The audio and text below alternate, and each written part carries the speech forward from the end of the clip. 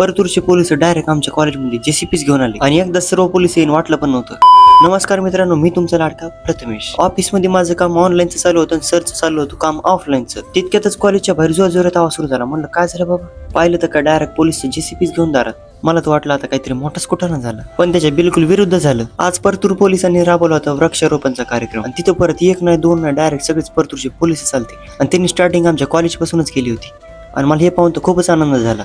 Direct मोठमोठे अधिकारी झाडं लावायला लागले आणि येथे जितके जण उपस्थित होते सर्वांनी एक एक झाडे लावली। आपलं कॉलेज जवळच होतं म्हणून सरांना म्हणलं की मी पाणी आणून देतो तुम्हाला, तुम्ही झाडं लावा।